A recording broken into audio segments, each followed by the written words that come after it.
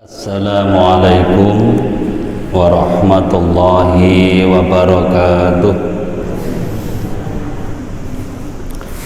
Alhamdulillahilladzi hadana lihada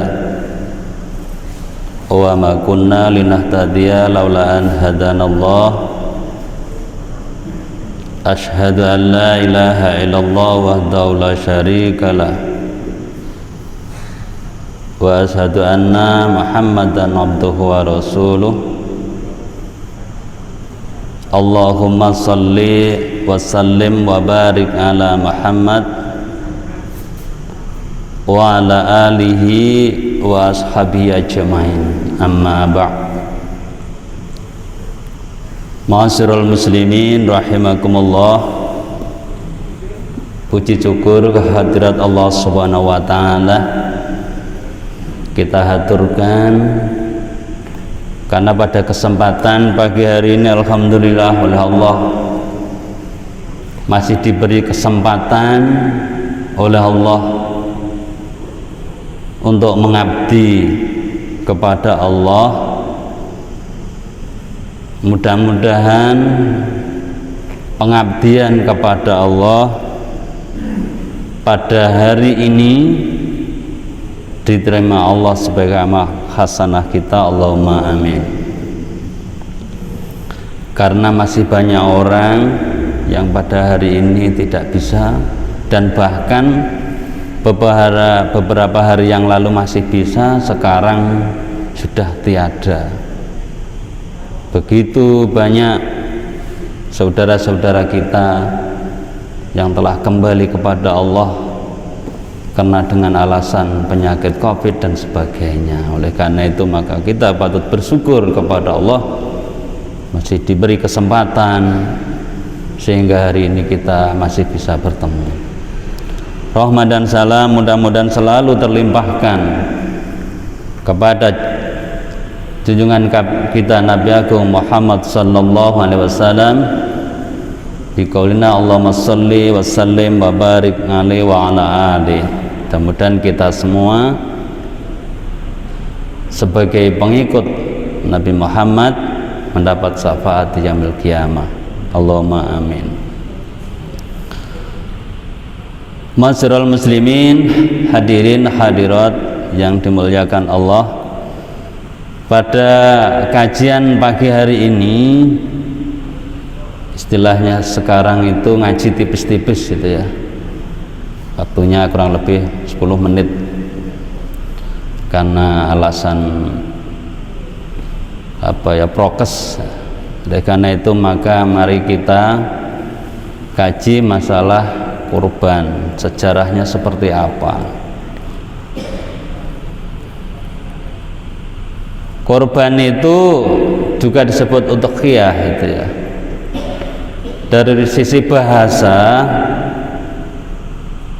Arab tentunya, kurban itu berasal dari qoriba yaqrabu khurban wa khurbanan wa khirbanan, yang artinya dekat gitu ya. Ini bisa dilihat di Ibnu Mansur itu halamannya, dan juga di Kamus Munawir. Kalau secara istilah, kurban itu adalah menyembelih hewan tertentu pada hari raya Idul Adha sebagai bentuk ibadah kita kepada Allah Subhanahu wa taala. Tetapi kita tidak akan bahas ini. Yang kita bahas adalah masalah sejarah kurban gitu ya. Tetapi ini sebagai awal untuk mengetahui bahwa itulah pengertian kurban dari sisi bahasa dan istilah. Jadi ternyata di dalam Al-Quran, dalam surat Al-Hajj ayat 34 itu Allah berfirman, walikulli ummati ja'alna mansaka liyadhkuru smallahi ala ma razaqahum min bahimatil an'am fa ilahukum ilahu wahid falahu aslimu wa basiril mukhbitin.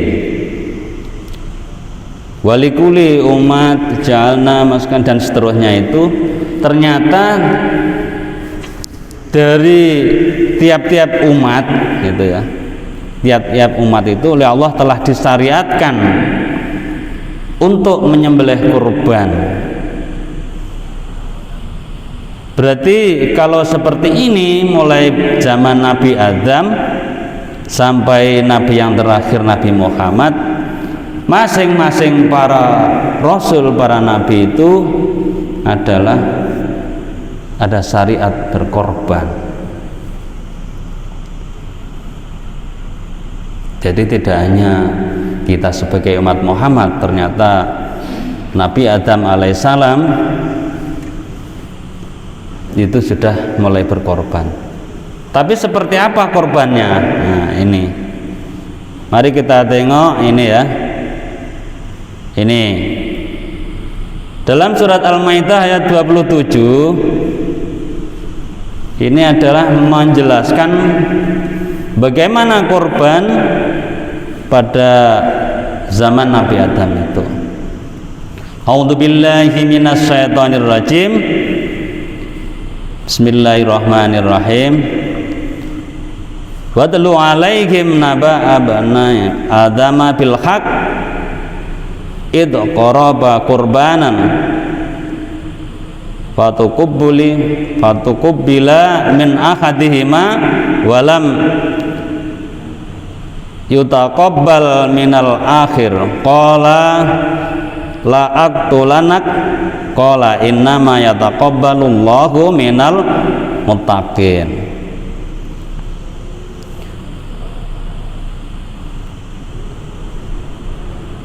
Jadi ini adalah dasar bagaimana Nabi Adam itu juga berkorban.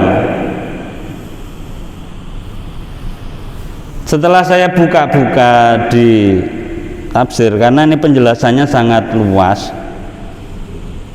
bagaimana pelaksanaan korban pada zaman Nabi Adam, peristiwanya seperti apa, ini tidak bisa kita kemudian menjelaskan sendiri ini ya.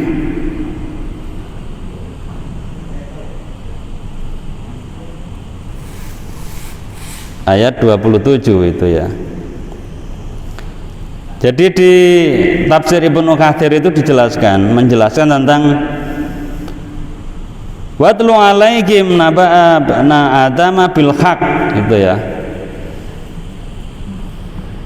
Penjelasannya itu ceritakanlah kepada mereka kisah kedua anak Adam itu, Qabil dan Habil, dengan benar. Ini sebagai awal korban itu. Nah, kemudian Ibnu Jarir menjelaskan dalam tafsir itu bahwa Nabi Adam itu punya putra. Ada yang menjelaskan putranya Nabi Adam itu 40. Ada yang menjelaskan bahwa putra Nabi Adam itu 25.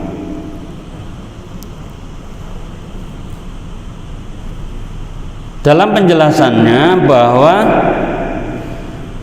Nabi Adam itu kalau punya putra, dua anak, lahirnya itu kembar. Kembar, setiap lahir itu dua, laki-laki perempuan, laki-laki perempuan gitu ya. Dalam perjalanan.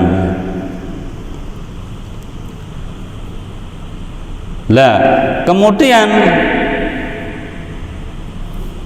Qabil itu yang lebih tua dari Habil. Qabil kemudian mempunyai kembaran perempuan. Itu cantik. Kemudian Habil itu juga punya kembaran perempuan. Berarti Habil itu adiknya Qabil dalam sejarah itu. Setelah tumbuh dewasa, maka terjadilah perselisihan. Jadi Nabi Adam itu kalau menikahkan putranya bukan saudara kembarnya, tapi disilang. Tapi supaya tidak sedarah atau seketurunan itu maksudnya, mungkin kalau sekarang ya. Tapi karena pada saat itu Nabi Adam ya manusia pertama, akhirnya disilang-silang begitu. Nah yang Qabil ini kembarannya cantik, yang Habil itu kembarannya jelek. Dalam perkembangannya kedua orang ini, Qabil itu karena profesional di bidang pertanian. Jadi dia sregep sawah, sregep nandur gandum dan sebagainya, yang hasilnya juga melimpah ruah. Tapi kemudian Habil, dia itu profesional di bidang peternakan. Dalam riwayat itu dijelaskan bahwa ketika Habil ini beternak, saking sayangnya kepada Gibas ya, kambing Gibas itu, sampai didusi, bahkan tidur itu dekat dengannya dan sebagainya, sehingga kambingnya itu gemuk-gemuk dan bagus-bagus karena dikelola secara optimal, secara baik. Nah sementara Qabil itu ahli pertanian, yang nandur gandum dan sebagainya, yang juga menghasilkan yang luar biasa. Sementara pada saat itu perselisihan antara Qabil dan Habil tentang menentukan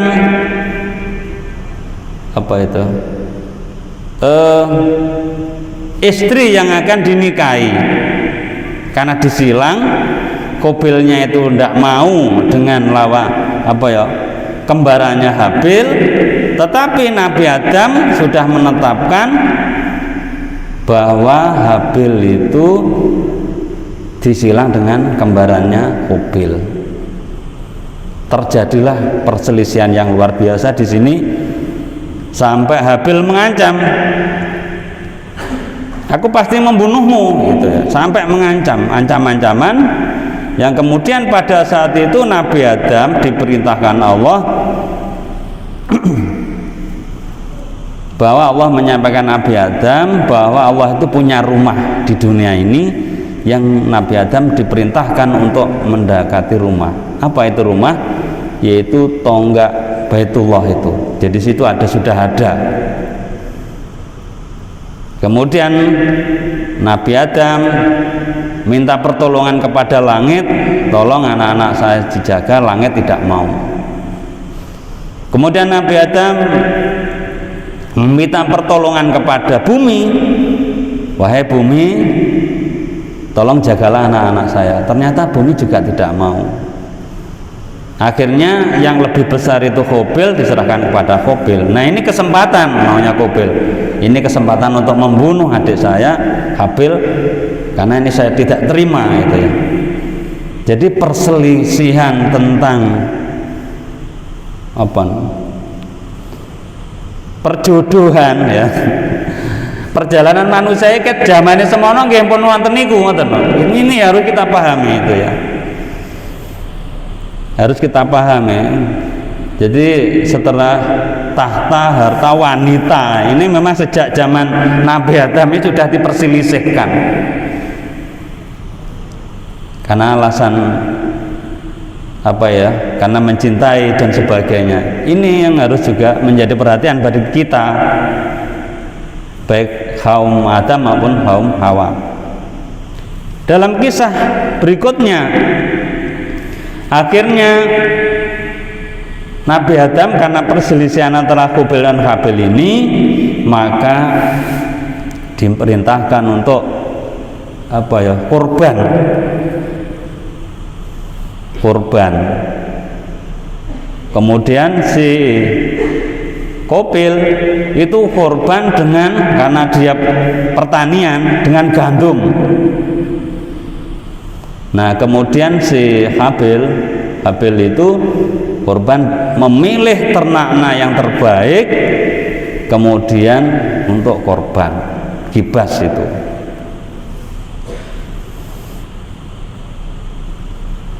Pada saat mau meletakkan di suatu tempat, si Qabil didelok iku enek gandume gedhi, sik tilongi neh Pak itu ya. Jadi sudah gandum saombyok begitu, di dalamnya memang ada yang besar, diambil yang besar itu.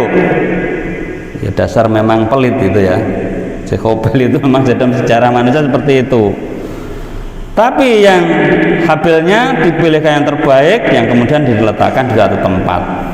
Pada saat itulah terjadi Allah memilih salah satu di antara keduanya untuk korban siapa yang diterima.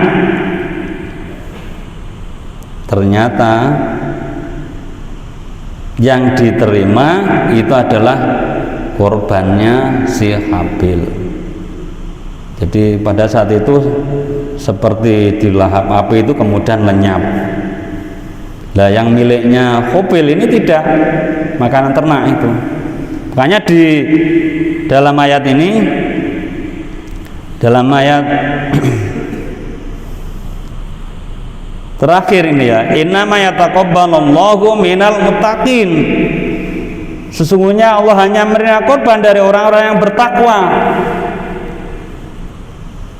Jadi ini dapat diambil satu pelajaran bahwa ketika kita berkorban, serodok berdidil dengan perhitungan yang medit istilahnya ya, seperti Qabil tadi, jangan sampai seperti itu nanti malah tidak terima itu ya. Kalau orang bertakwa ya pokoknya berusaha dengan yang sebaik-baiknya korban yang kemudian kita korbankan supaya tidak terjadi kayak seperti Qabil. Ini adalah bagaimana peristiwa korban pada zaman Nabi Adam itu yang kemudian menurut riwayat di dalam hadis itu yang telah diambil oleh Ibnu Katsir, yang ditulis Ibnu Katsir itu, bahwa kemudian khibasnya Habil ini yang kemudian oleh Allah pada saat Nabi Ibrahim menyembelih putranya Ismail itu yang sebagai pengganti dari korban Nabi Ibrahim. Jadi sejarah ke zaman semono sampai ini begitu runtut begitu ya Bapak Ibu sekalian. Oleh karena itu maka korban ini ada riwayat yang begitu detail mulai dari Nabi Adam yang kemudian dan nabi-nabi berikutnya. Yang saya bisa mengambil itu ya Nabi Adam, kemudian Nabi Ibrahim yang selalu kita dengarkan pada saat khutbah dimanapun penjelasannya, yang kemudian pada saat Nabi kita Muhammad SAW korban karena melanjutkan risalah yang disampaikan oleh Ibrahim menyembelih putranya, yang kemudian menjadi menetapkan korban adalah ibadah sunnah itu ya, ibadah sunnah yang dilakukan. Ada yang menyampaikan ulama itu ibadah sunnah muakkadah dan sebagainya.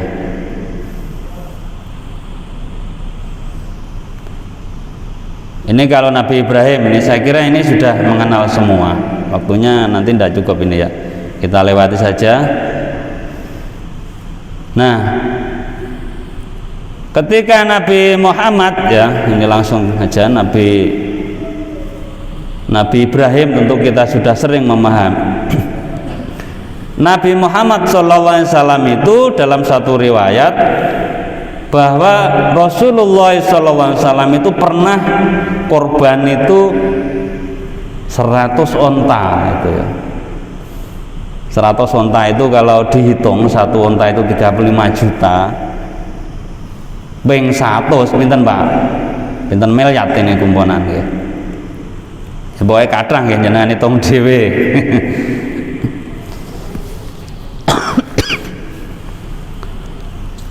Yang kemudian pada saat itu pada saat musim haji itu Rasulullah itu menyembelih sampai 63 ekor, yang kemudian yang 37 ekor itu diwakilkan kepada Ali bin Abi Thalib. Berarti Rasulullah itu orang yang kaya korbannya miliatan. Sekarang aja seorang presiden dia enak sing korban sampai miliatan. Pada zaman Rasulullah luar biasa itu ya. Tapi kemudian Rasulullah juga pernah ini ya, korban satu kambing untuk Nabi dan keluarga dan satu kambing untuk umat. Yang ini menjadi perselisihan sekarang ini. Berbagai ulama, terserah panjenengan yang mengambil yang mana, monggo itu ya. Jadi dia ini diriwayatkan oleh Abu Daud, nomor hadisnya ini 2810 dan Al-Hakim, dan disahihkan oleh Al-Albani dalam Al-Irwa halaman 349. Monggo dicari sendiri. Rasulullah SAW bersabda, Allahumma hada'ani, ya Allah ini korban dariku, wa an lam yudhaki min umati, dan yang satu ini adalah untuk korban untuk umatku. Jadi satu itu korban untuk dirinya dan keluarganya, yang satu itu untuk dirinya dan umatnya. Sing paling bener ndi Pak? Sing paling bener, sing penting korban. Sing tidak bener ya tidak korban, ya. Karena kalau ini perselisihan ini tidak enak selesaikan itu ya. Karena masing-masing punya argumentasi yang kuat. Berarti korban itu satu kambing itu satu untuk satu orang, lembu itu satu lembu untuk 7 orang, kemudian unta itu satu unta untuk 7 orang, atau bahkan anak menjelaskan sampai 10 orang. Karena ini masih hari ini kan masih hari terakhir Pak ya, hari tasyrik. Monggo nanti kalau berkorban. Kalau dalilnya wis jelas, inna a'tainakal kautsar fasholli li rabbika wanhar, itu ya. Jadi wis jelas. Jadi antara sholat kemudian korban itu jadi satu kesatuan itu. Ya itu gimana ya, semoga itu terserah panjenengan dalam mensikapi ayat itu. Saya kira ini adalah penjelasannya dari bahwa yang diterima itu tidaklah darah dan sebagainya itu, bahwa tetapi yang diterima itu karena ketakwaan itu ya.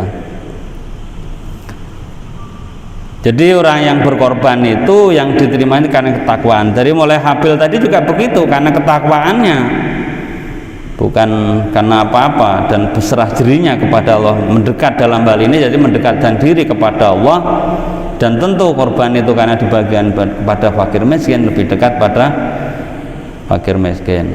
Ini adalah perintah korban yang rada tak menakutkan sebenarnya ini Bapak Ibu, ancaman bagi orang yang tidak mau bersyukur. Ini dalil ini sudah saya yakin semua hafal. Wa ta'adzana rabbukum la in syakartum la azidanakum wa la in kafartum inna adzabil lasad. Ini semua saya kira hafal. Ternyata korban kita itu adalah dalam rangka kita untuk apa? Untuk mensyukuri nikmat Allah itu, bentuk syukur kita kepada Allah. Kemudian kalau kita melihat kalau 4 mazhab tentang kurban, itu ada beberapa imam yang Imam Maliki, Imam Hanafi itu mewajibkan. Kalau Imam Hanafi itu mewajibkan, tetapi kalau mewajibkannya ada batasnya. Kalau itu mampu. Nah, penjelasan mampu menurut Imam Hanafi itu, kalau orang itu pada hari tasyrik itu mempunyai satu nisab itu kalau diemaskan 85 gram emas, yang kalau emas itu misalkan sak gramnya itu 542 juta, lek sak gramnya 1 juta ya, kali ninggalkan pada saat itu punya uang sekitar 50, atau katakan tergantung emasnya berapa itu tadi, maka dia berkewajiban untuk melaksanakan korban. Nah monggo, ini masih ada waktu, hari ini terakhir, karena begitu ini adalah memotivasi kita ketika kita korban mensyukuri nikmat Allah, maka akan ditambah nikmat itu daripada mendapatkan azab. Jangan-jangan gitu loh ya, jangan-jangan COVID ini karena azab. Sampai hari ini kan tidak selesai, karena orang-orang di seluruh dunia itu memburu dunia yang melupakan akhirat, akhirnya Allah memberi azab. Ini adalah bagi kita semua sebagai umat Islam untuk selalu mendekatkan diri, mengembalikan segala sesuatu itu adalah karena Allah. Ma'asyiral muslimin rahimakumullah, inilah perjalanan korban dalam sejarah.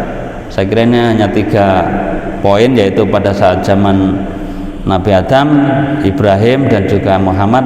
Dan ada beberapa riwayat yang lain, setiap rasul itu ada korban, tapi saya terbatas dalam mencari literaturnya. Jadi kalau tidak literatur mutawatir yang jelas itu saya tidak mau, tetapi ada yang menjelaskan setiap rasul itu ada perintah untuk korban dan berbeda-beda dalam konteksnya itu. Saya kira itu Bapak Ibu sekalian yang dapat saya sampaikan pada hari ini. Mari kita tutup doa dengan kafaratul masjid. A'udzubillahi minasyaitonir rajim. Bismillahirrahmanirrahim. Subhanakallahumma wa bihamdik asyhadu an la ilaha illa anta astaghfiruka wa atubu ilaika. Kurang lebihnya mohon maaf. Ihdinas siratal mustaqim. Wassalamualaikum warahmatullahi wabarakatuh.